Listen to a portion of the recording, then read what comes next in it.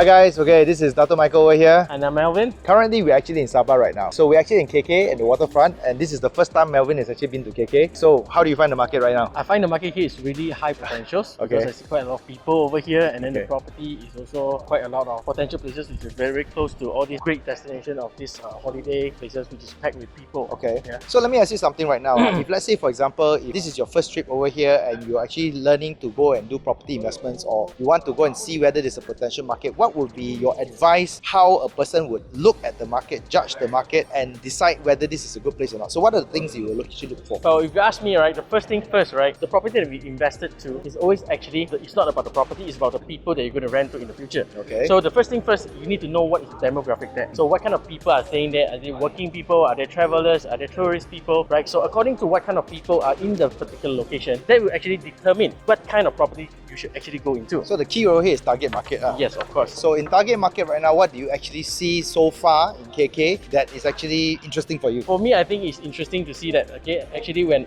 I'm on my flight to actually come to KK, I see there's a lot of foreigners coming in, especially the Chinese and the Korean. Around, they are flying in a lot, right? Don't you think that there's more tourists here as compared to, like, let's say KL or maybe even Malacca? Right? Yeah, actually. In fact, I think that the tourists over here is much more compared to any the Malacca, the Penang, right? And look at the view over here. If you can't see right now, the ocean is actually blue, right? The sea is blue. It's like one of the best places. There are islands all behind. You can go island hopping as well. Yeah, of course. So I can definitely see why this is more attractive, okay, for most of the tourists to come over this side. Okay, so what else then? Okay, so because I've already run through, right, and I know that the demographic here is more to tourists. Okay. So I also have a look a little bit on the property over here, and I find that there's a lot of underrated properties where they are selling right below market value. Okay. Right, and I think there's a potential to actually buy a so good you would look set. for good deals as well, lah. Yeah, a good deal to cater for tourists. So that's where you come into looking for properties out. Okay. Yeah. What else besides property deals and also, as a matter of fact, the target market? So you just mentioned target market. You actually mentioned then the pricing of the properties here to match. Now, how do you know whether the price of the property is good or not good? Right, of course, I'll do my research on it, right? Okay. So now, of course, I've already checked with some of the banks how the bank can value the property for, Right. and what is the listing of the price. So I can see that the price is So that's interesting. slightly below. The first thing you do is you check the target market. The second thing you will do if you're coming to a different place over here is you go to the banks to check the property market price. Yes. Why?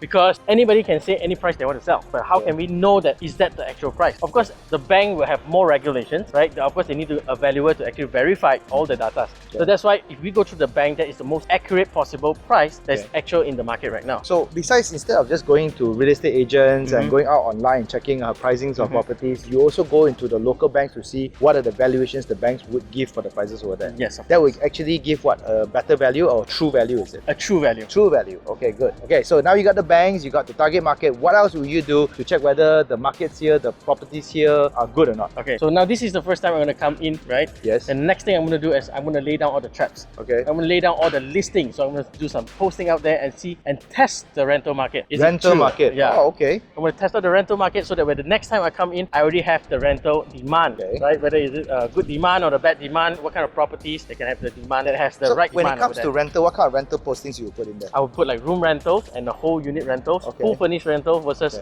bare unit rentals. Okay. Right, so all these have different variants and what kind of pricing I can add. So that would give you a good estimate about how much the locals are, or the people here are willing to pay for the properties over here. Yes. Right? So it will give you whether it's a sustainable market or not. Yes, of course. Okay. And also I can know that who calls me, the one who calls me, I can also know what's the demographic. Are they foreign or are they locals? Okay, so I also check about Airbnb, right? I've gone through Airbnb? Yeah. Okay, why Airbnb? Well, I think Airbnb has a very good potential growth over here. Okay. Because there's a lot of tourists coming in, number one. That And makes number sense, two right? Yeah, is that there is a lot of not good Airbnb, not So well done. you also will see that whether their Airbnbs over here are good or cekai or not cekai. Yes, Okay. yeah. So cekai means basically good or bad, right? So basically, okay, and I want to say this right now, okay, this is absolutely gold that you're actually listening to this right now.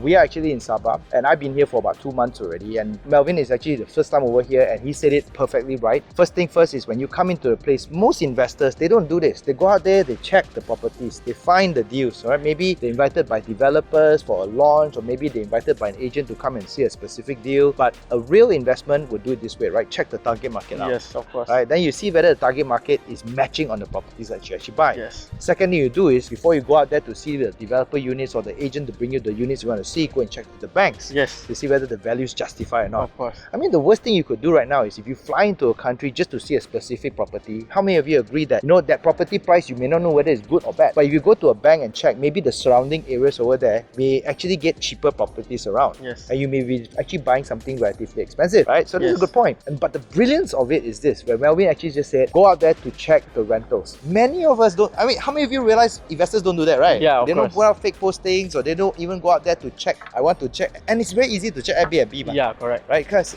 Sabah over here, the market is mostly tourists. Yes. Right, so definitely Airbnb makes sense. And you cannot even hide. You can just click into the calendar. You can see what's their occupancy rate like. Wow, brilliant.